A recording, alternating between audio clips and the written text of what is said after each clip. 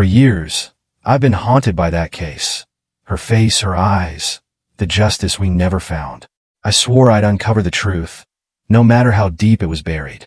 Now, I'm closer than ever. But some secret should never be revealed. It all starts with a memory that's been playing on repeat in my mind. I was standing at the train station, luggage in hand, about to board, while she stood there, her eyes fixed on me. I stole one last glance before stepping onto the train, and as it began to pull away, I saw her running, desperately trying to keep up. But as the train gained speed, she was left behind, standing there, watching me disappear. I've relived that moment more times than I care to admit. I'm Benjamin, a retired federal justice agent, and I've spent years haunted by a case I could never fully put to rest. Lately, I've been trying to write it all down, to confront the ghosts of my past through the words on a page. But every time I try, I get stuck. Maybe it's the memories. Maybe it's the weight of it all. So, I decide to start over. I go back to where it all began. The morning of June 21st, 1974. That morning was like any other for the couple. They were having breakfast, laughing, completely unaware of the storm that was about to tear their lives apart. It was the last breakfast they'd ever share. By the end of the day, Ricardo's wife would be dead, the victim of a brutal murder. But for me, the real beginning wasn't the case. It was Irene. I remember the first day I met her, standing there in that red dress, about to become my new boss. I couldn't take my eyes off her. Behind me was my partner, Uship, and we were both introduced to her, this striking, confident woman who would soon assign us to the case that would change everything. A murder. I wanted to pass it off to another team, any other team, but it was my turn, and there was no escaping it. When we arrived at the crime scene, I wasn't prepared for what I saw. The victim was so young, and the brutality of her death, it left me speechless. There are some sights you never forget, and that was one of them. We spoke to Ricardo, her husband. He worked as a bank clerk, and he was in shock, barely able to get the words out as we questioned him. He mentioned something that stuck with me, that he would go home every day at lunchtime to watch a show with his wife. It was such a simple routine, but it seemed to say everything about their life together, the life that had just been ripped apart. The next day, I got word that 2 construction workers had been arrested in connection with the case. I rushed to the station. The officer told me they had already confessed, but when I saw their faces, swollen, bruised, it was clear they'd been tortured into giving those confessions. I was livid. I stormed back to the office, fists clenched, and confronted Romano, the man responsible for the arrests. He didn't care. They're just lowlifes, he said. Who cares if they were tortured? His words made my blood boil. That night, I found my partner at a local bar, drunk again. I took him back to my place, let him crash on my couch. While he slept, I sat there, flipping through photos of the victim, trying to piece together who she had been in life. I visited Ricardo again that night, asking for more photos of his wife. I needed to understand her, to see her through his eyes. Ricardo told me about her, how she had grown up in Chivilcoy and later moved to Buenos Aires to work as a teacher. He also told me something that caught me off guard. He didn't want the murderer to be executed. He wanted him to suffer, to spend the rest of his life rotting in prison. It was about real justice, the kind that makes the criminal feel the weight of their crime every single day. As I sifted through the photos, one face kept appearing over and over again. A man, staring at the victim with a look that made my skin crawl. There was something in his eyes, a longing, an obsession. Ricardo identified him as a friend from Chivilcoy, and suddenly, everything started to click. This man wasn't just a casual acquaintance. He had been watching her, fixated on her for years. After Ricardo made that call to the suspect's mother in Chivilcoy, everything changed. She casually told him that her son had left for Buenos Aires over a month ago. When he asked her if her son had known the victim, she didn't hesitate. They had been childhood sweethearts, and apparently, he never got over her leaving for Buenos Aires. That revelation hit me hard. This wasn't just a random murder. This was a twisted act fueled by years of obsession. I had to chase this lead. The suspect had already disappeared, vanished from his job. Dead ends everywhere. Worse still, we couldn't get a warrant to search his mother's house back in Chivilcoy. The law was tying our hands, but I couldn't let it go. I knew this man was the key to everything, so my partner and I decided to break the rules. We went into his mother's house without permission. Inside, I found a stack of letters tucked. They were from the suspect to his mother, and I was hoping they'd hold the answers we needed. But as I read them, again and again, there was nothing.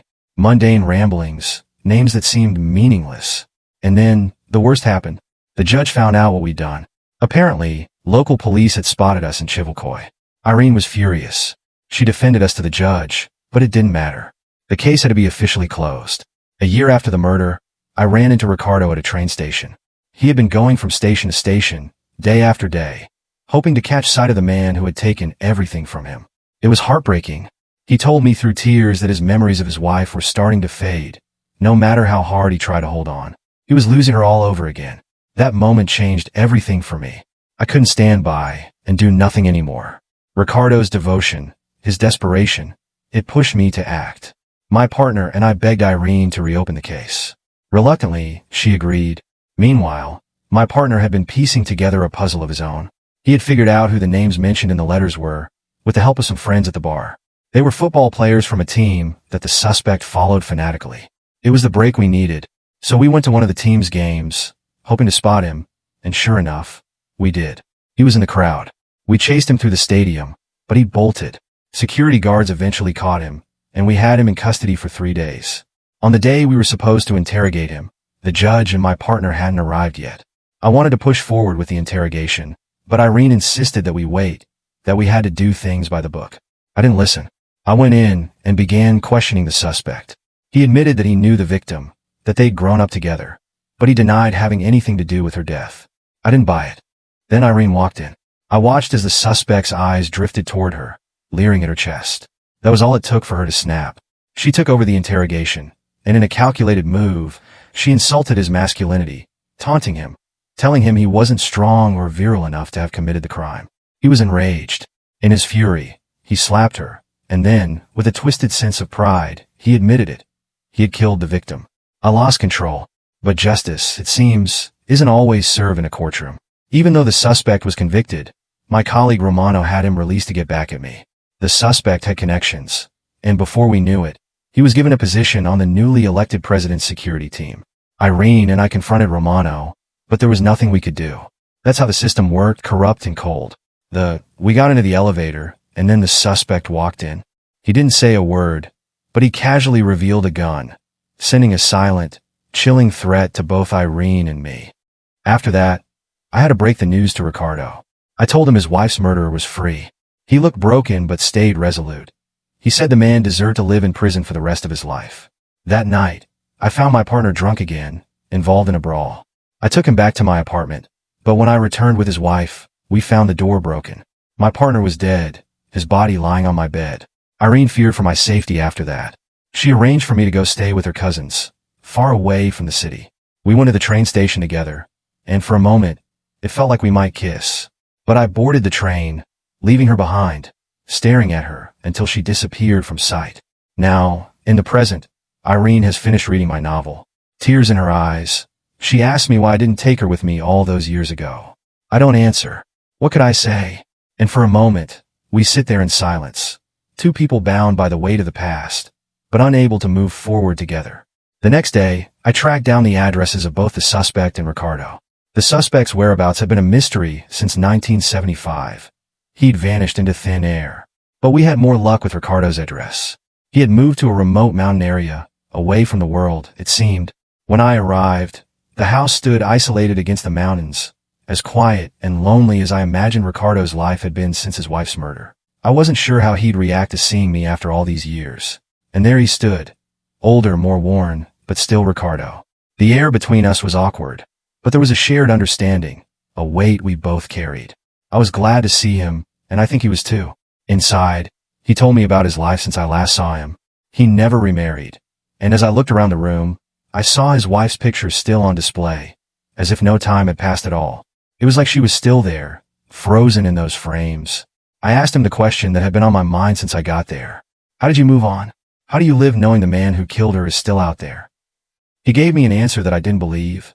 Time heals all wounds. But his eyes, his voice, they didn't match his words. He hadn't moved on, not really. I told him about my partner's death, how I believed it wasn't an accident, but an assassination, a hit ordered by Romano to get back at me. My partner had taken the fall, pretending to be me when the goons arrived at my apartment. That's why all my pictures were flipped over, so they could be sure it was me they were targeting. Ricardo sat quietly as I told him this, as if he understood what it was like to lose someone to violence, to injustice. Then, in a voice barely above a whisper, he confessed something that shook me to my core. He said he hadn't let the suspect walk free after all. One night, he'd waited for him, kidnapped him, and shot him dead. He didn't seem proud of it, just resigned, like it was the only way he could get closure. I didn't say much after that. I left his house, feeling a strange sense of relief that Ricardo had found his own kind of justice. But as I drove away, something nagged at me. Something Ricardo had said years ago, the night we met. He told me the killer deserved to rot in a cell for the rest of his life, to suffer every day, not just be shot and killed in one swift moment. That wasn't the kind of justice he had wanted back then. So why now? The thought gnawed at me. I pulled over on the side of the road, and it all started to come together. Ricardo hadn't killed the suspect. I didn't knock this time. Instead, I hid in the trees, watching as Ricardo went about his routine. He walked into an adjoining room, and I followed quietly, my heart pounding in my chest. What I saw there confirmed my suspicions. Ricardo hadn't killed the suspect. No, he had kept him locked away in a cell for the past 2 decades. The man was still alive, imprisoned in Ricardo's home, fed and kept like an animal. Ricardo had created his own prison, his own version of justice, where the man would live out his days, rotting away as Ricardo had always wanted. I didn't confront him. I didn't need to. I just watched for a moment, then turned and walked away without a word. There was nothing more to say. Ricardo's obsession had consumed him, and he had found peace in his own way.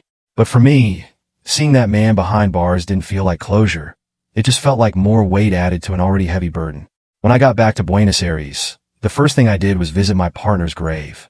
I stood there for a while, thinking about everything we'd been through. I paid my respects, leaving behind the ghosts that had haunted me for so long. Afterward, I went to see Irene. I had something to tell her, something that I had kept buried for far too long. As I walked in her office, I could see the years had changed her, just like they had changed me. But when she smiled at me, I knew we were still the same deep down. We had lived with the weight of the past, but now, standing there together, we had a chance at something new, something we hadn't allowed ourselves before. We're both smiling at each other, understanding without words that this was the moment we could finally move forward, free from the shadows of what had been.